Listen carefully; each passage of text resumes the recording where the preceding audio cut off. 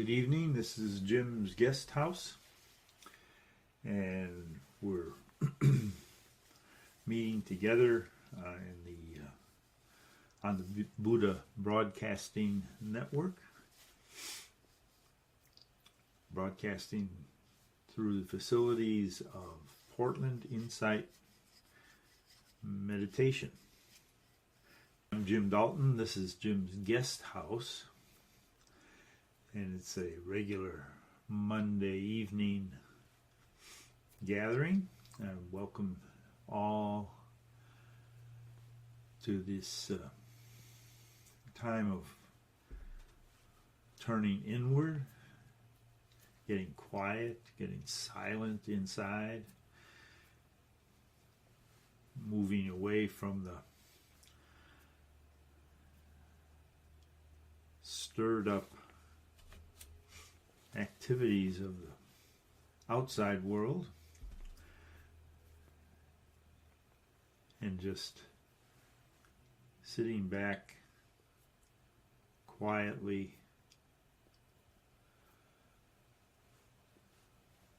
breathing, taking a moment to invite all beings to our practice. So I'll ring this gong as a way of beginning,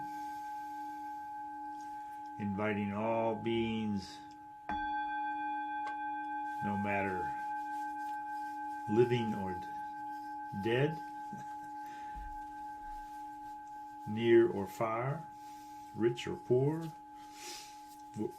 all beings are invited to our practice.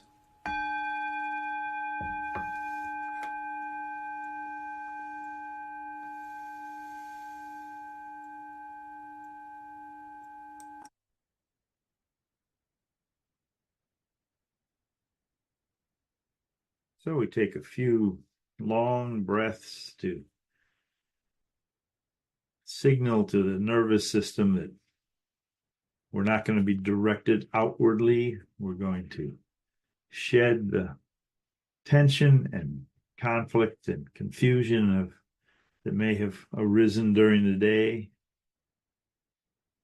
A long out breath sends a signal that it's time to be quiet and still. Another deep in-breath, long out-breath, checking on the posture, see if the spine is upright and relaxed, but at the same time alert, open to influences of harmony and rest and renewal and healing.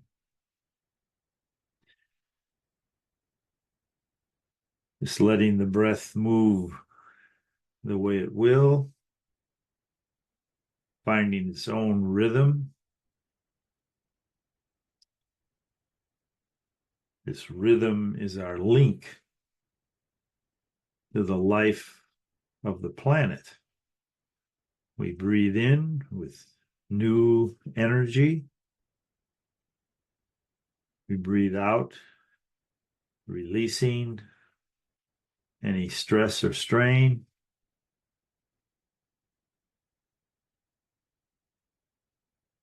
And after a few moments, that rhythm of life moving as the rhythm of the breath inspires gratitude. This isn't my breath or your breath, it's our breath. We share this breath with the breathing planet. And as it finds its own rhythm,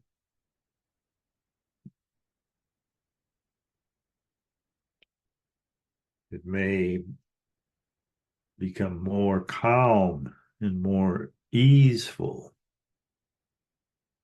So that's where the alertness comes in. We watch for calm and ease.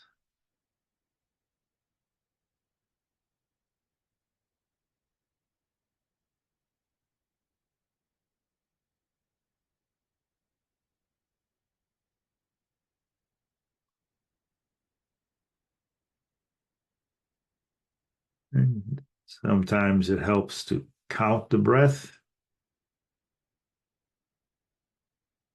1 on the inhale, 1 on the exhale,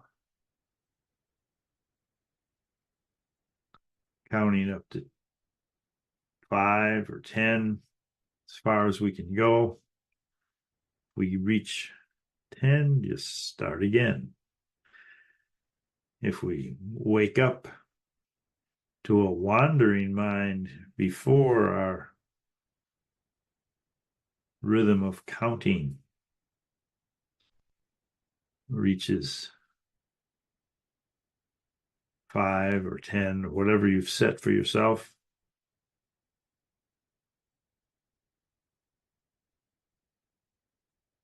just return to 1 again and begin again. The pausing and turning around and beginning again is like a muscle building routine on the physical plane. We're attending to the breath as best we can. And then when we wake up to a wandering mind, we simply start again, knowing that the wandering mind will keep wandering until something more healing, more restful, more impactful absorbs our attention. Meantime, we practice. We start with gratitude for this breath of life.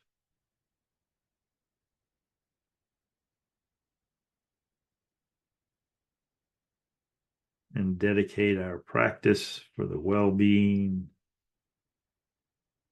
of all beings on the planet.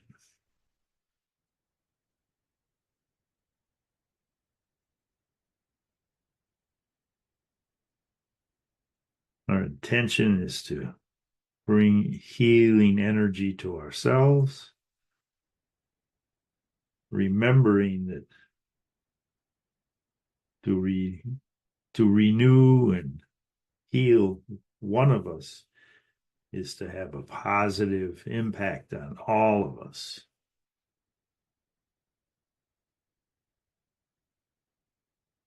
Letting that pleasant memory of belonging to all of us,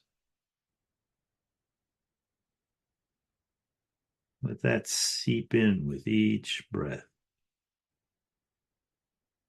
Gratitude for life, appreciation for belonging together.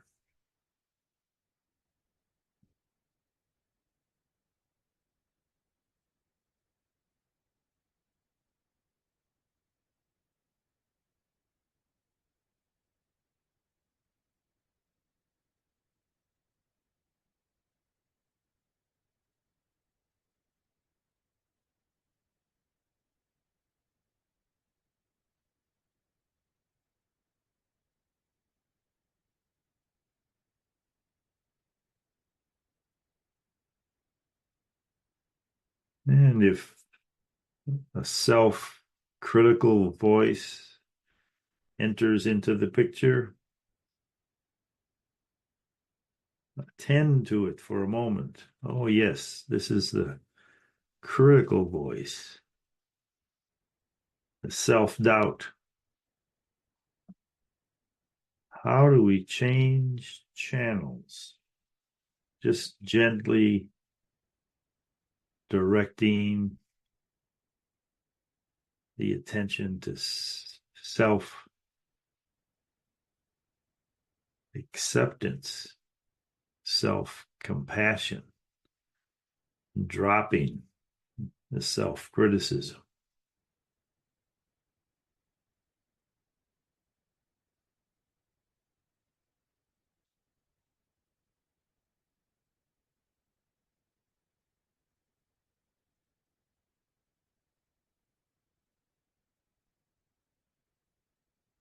Finding that calm and easy rhythm of breath.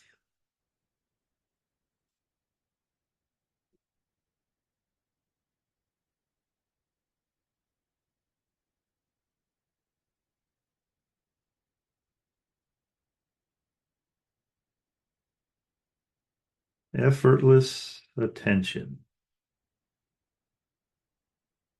Noticing with gratitude the rhythm of life.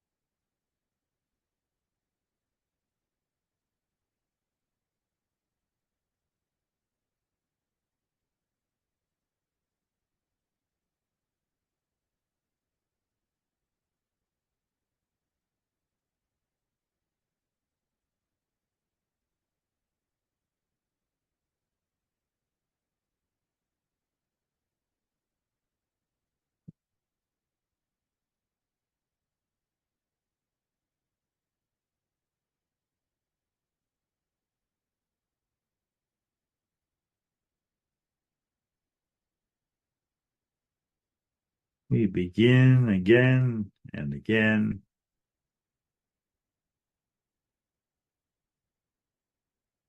grateful for this rhythm of life,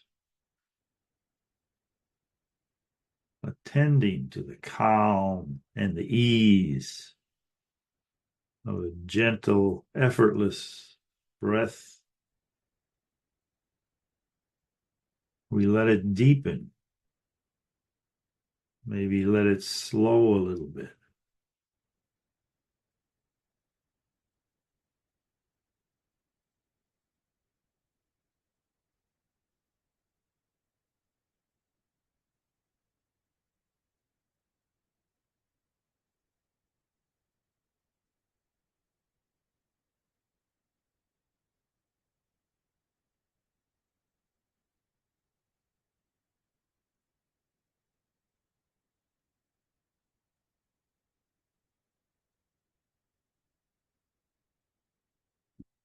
And sometimes it helps to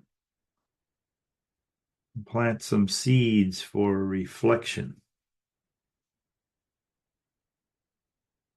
Currently, we're working on a book by Ayakima, Being Nowhere, no, Being Nobody, Going Nowhere. Being nobody, going nowhere. And she says, this mind and body is our household. If this inner household is not in order, No outer household can be in order.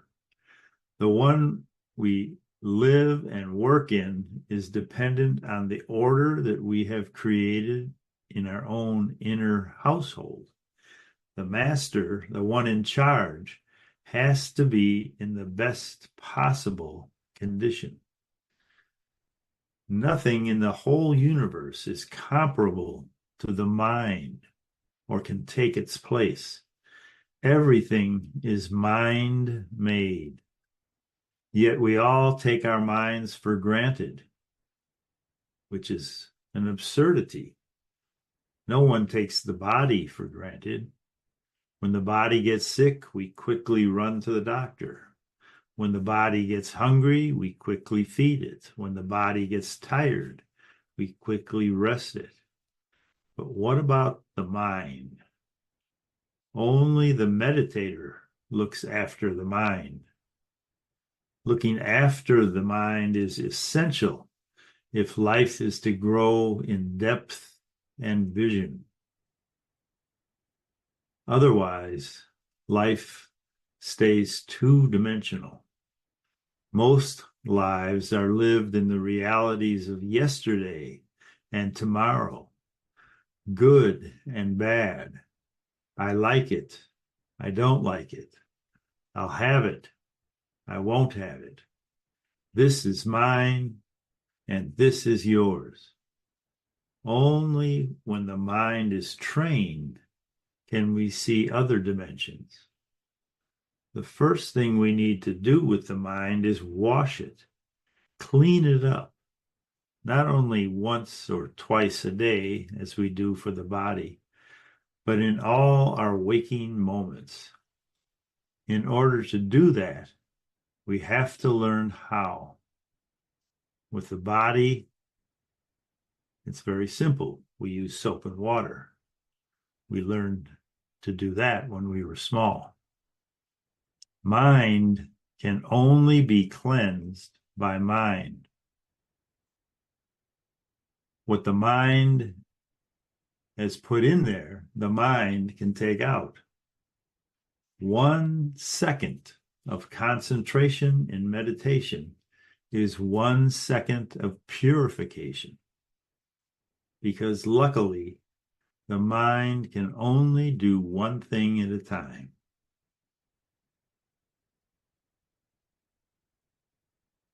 Mind moments follow each other in quick succession, but only one at a time.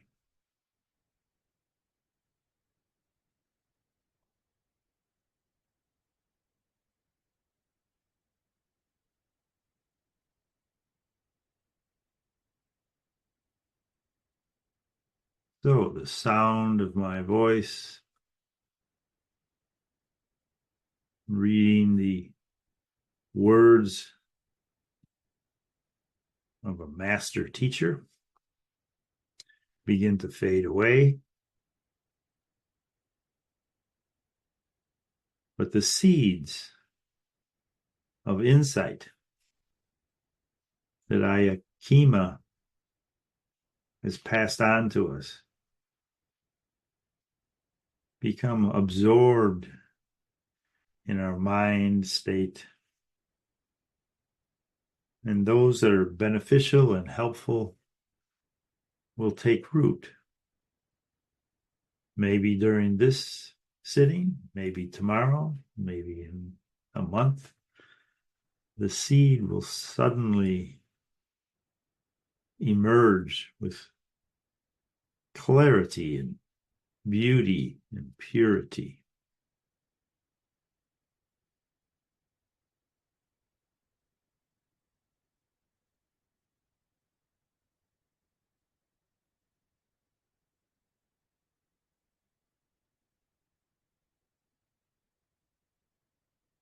So we turn again to the calm, easy breath, the life in this body.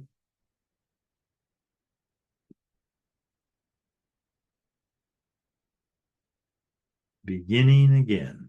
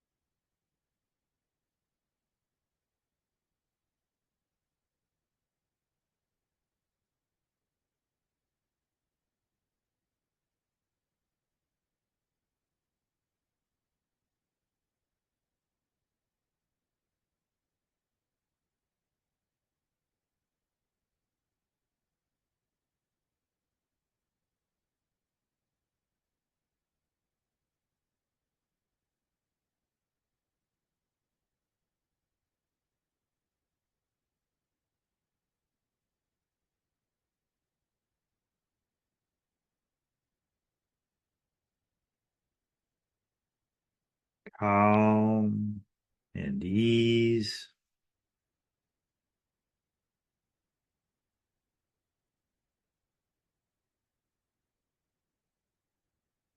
Deep and slow.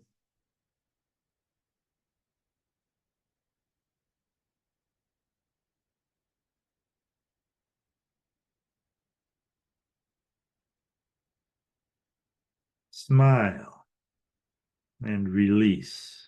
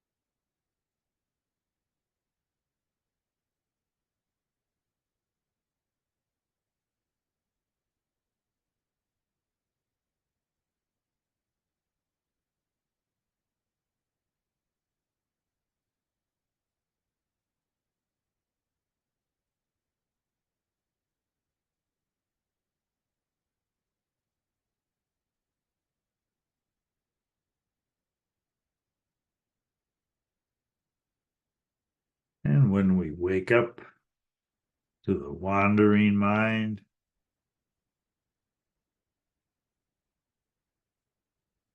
we remember the 5 hindrances.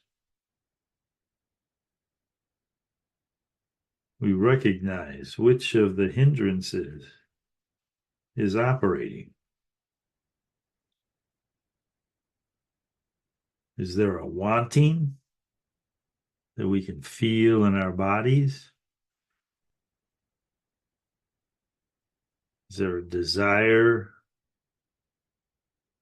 we associate with an image or a person or a situation?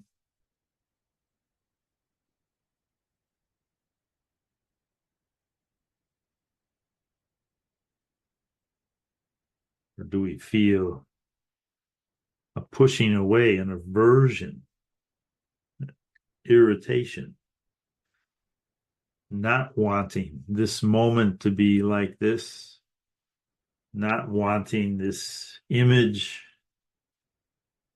to keep arising, not wanting this thought or this memory or this worry about the future?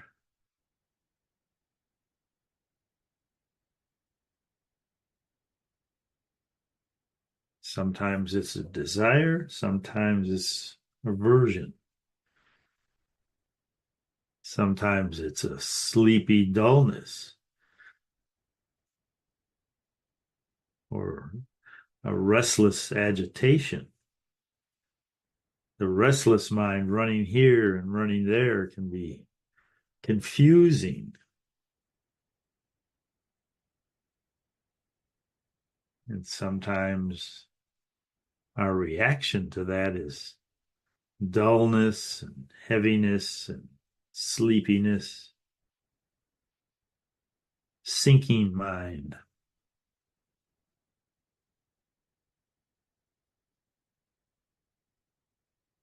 And sometimes teachers like Jack Cornfield say that there can be multiple hindrance attacks, confusion and restlessness that causes us to doubt ourselves as meditators, doubt this system, this approach to meditation, It's too hard. It's too confusing. There's something wrong out there.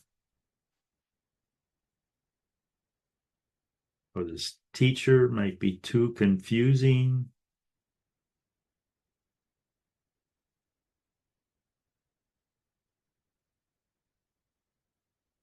So we discover there are 5 flavors of these hindrances: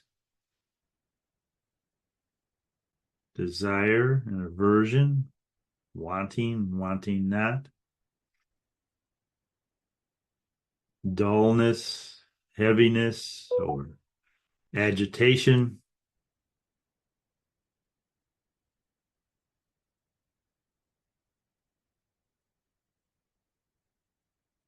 and the most insidious one is the self-doubt.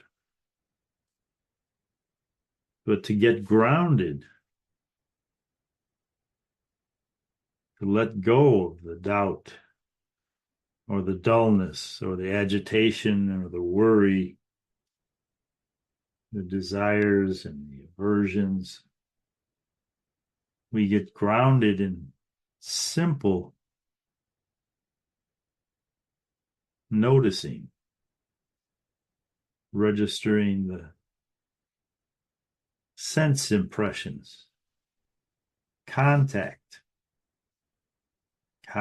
with the chair, contact with the floor,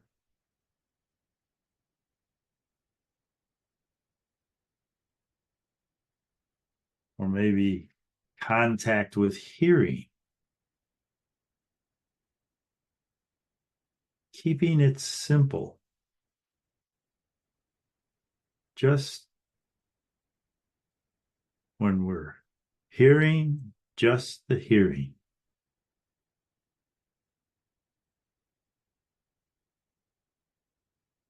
Sound of a voice, sounds of the environment close by, sounds more distant, just the sound of our own breathing has a rhythm and can be a calming, grounding anchor as an antidote to the wandering. Just settling.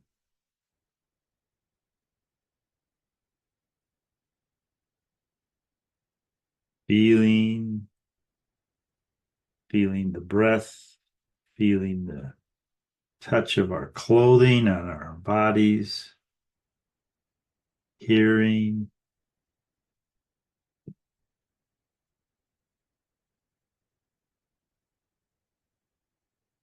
simple contact.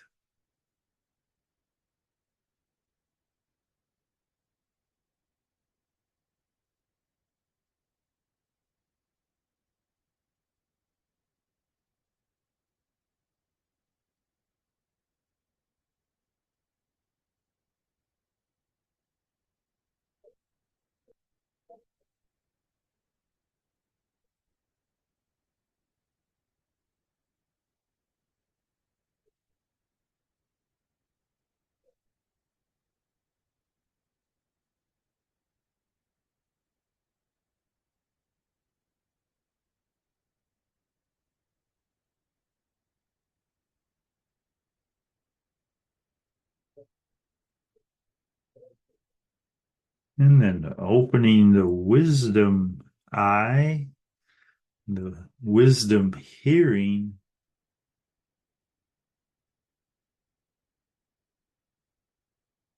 we can shift to the loving awareness of contact, the loving awareness of sensations, the loving awareness of feelings, loving awareness of thoughts, shifting from the content of thinking, feeling, sensing to this spacious, loving awareness.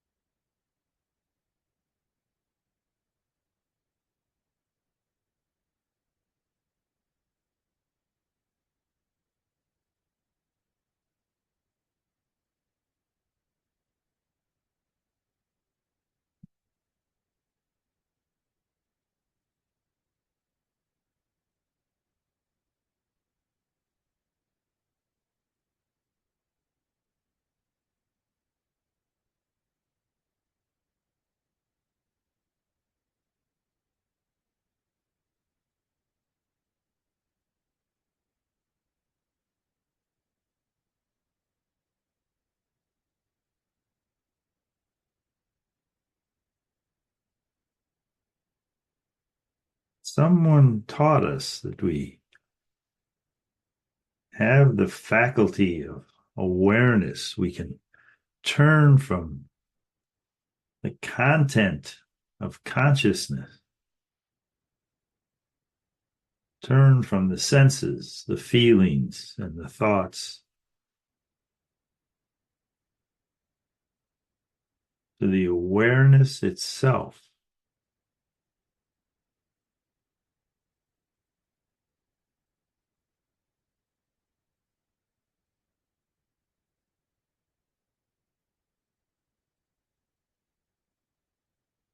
No matter what the content is, there's a loving awareness supporting us, enveloping us, and everything we're conscious of.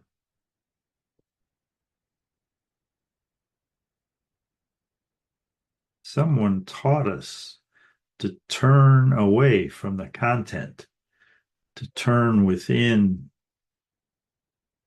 even more deeply to the spaciousness within, the silence, the stillness within, and discover the loving awareness that contains whatever we're conscious of. Someone taught us that, someone in the lineage from the Buddha who taught one by one, heart to heart, all the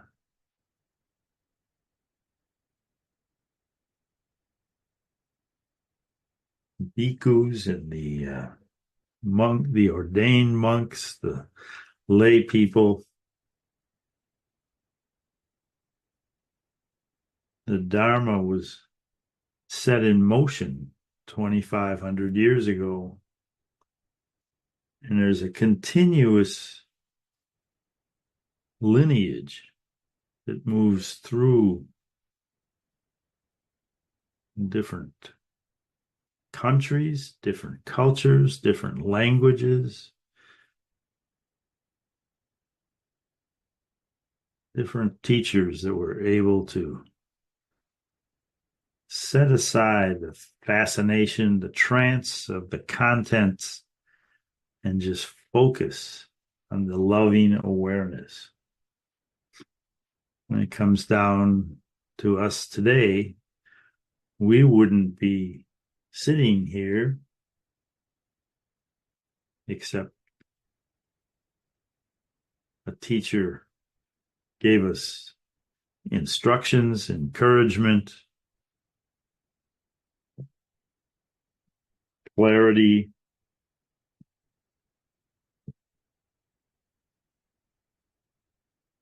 So choose a particular teacher that has been influential in your life,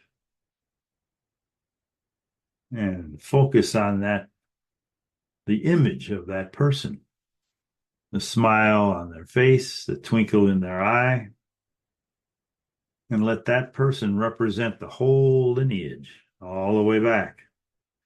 Each generation absorbing the wisdom, the loving kindness, the compassion, the joy and equanimity of the generation before. Hand to hand, heart to heart. And for us, there's one to focus on in our practice to represent the whole transmission, the whole integration, the integration of this consciousness into loving awareness. So may this influential person in our lives, may that person be happy, know real lasting happiness. Happiness not conditioned by outer possessions or positions of power or status in the outer world, but a happiness that comes from an inner knowing of loving awareness at the heart of things. So may our teacher be happy, be safe, be protected from harm from without, harm from within. May this particular teacher we're focused on now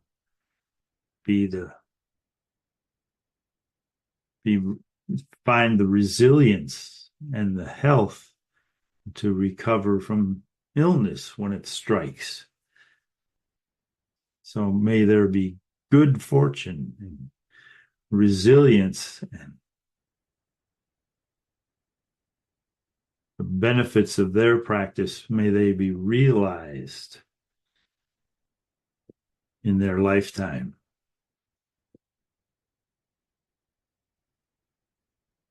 And may they know their real place in the family of things. And then turning to our loved ones and our family and friends that we hold dear in our hearts, may they find lasting happiness. Holding them in a spacious embrace of loving awareness. May they be protected. May they be safe from harm from without, harm from within. May they have the physical and mental resilience to bounce back when illness strikes. And may they know their place in the family of things. We belong together. And when we remember to focus on that belonging,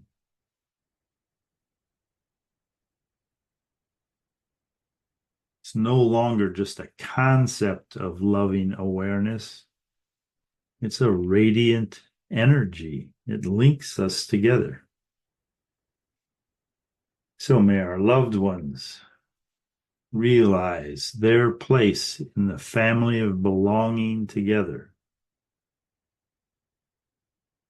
serving one another, bringing happiness to each other, one by one by one. And then noticing that there's hundreds, thousands, maybe millions of people that we consider neutral people that aren't part of an inner circle, but They serve one another. They serve us. They provide the water we drink by monitoring water systems, electrical systems, gas, transportation systems.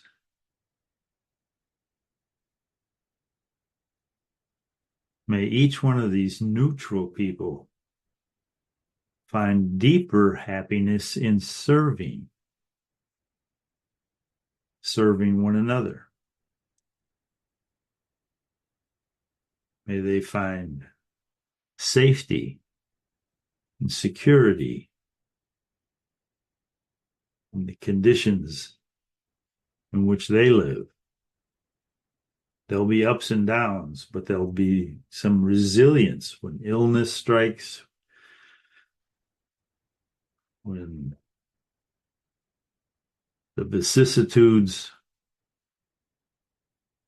of pleasure and pain and gain and loss and praise and blame, all the dualities of the outside world impact us. May these neutral people find the skills and the native intelligence, the intuition to bounce back and know their place in the family of things. So we hold these good wishes for people we don't know, but we know that they're connected to us. We know them by the connection. And then there are difficult people in our lives, and we need to remember that just like us, they want to be happy. Each person we encounter in our experience wants to be happy. Now, some have more skills at achieving that. Some are entranced with the shiny objects that our culture promises in terms of power and sensual pleasures, all the rest of it. And they're difficult to be around. They're difficult. They have some impact on our lives at times. So choose one difficult person, not the most difficult, but just somebody that's irritating in their trance-like enslavement to desires and angers and fears and upset.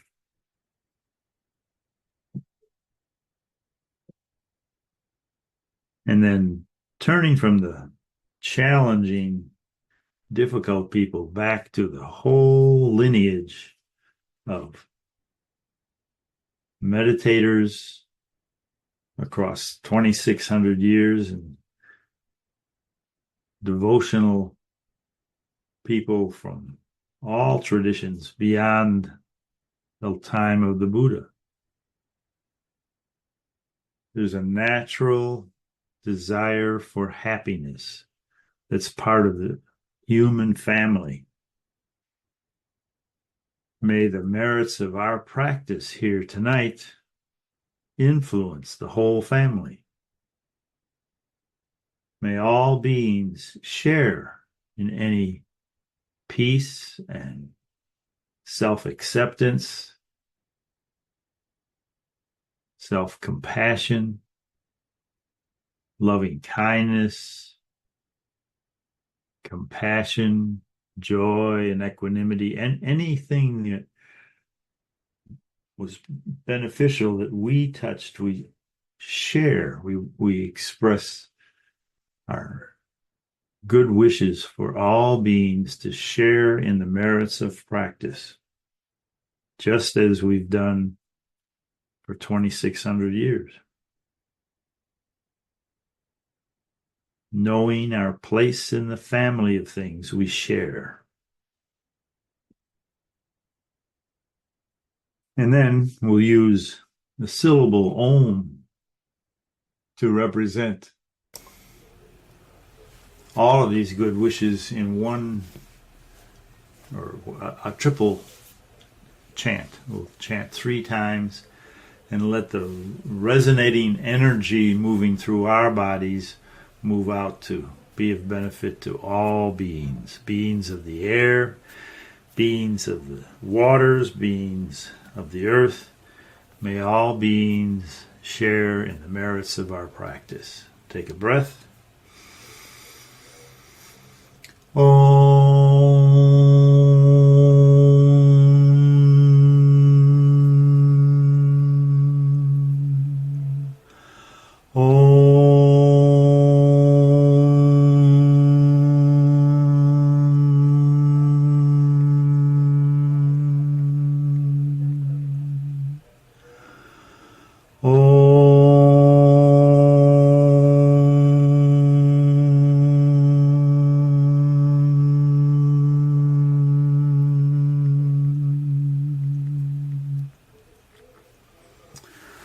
Thank you very much. Thank you for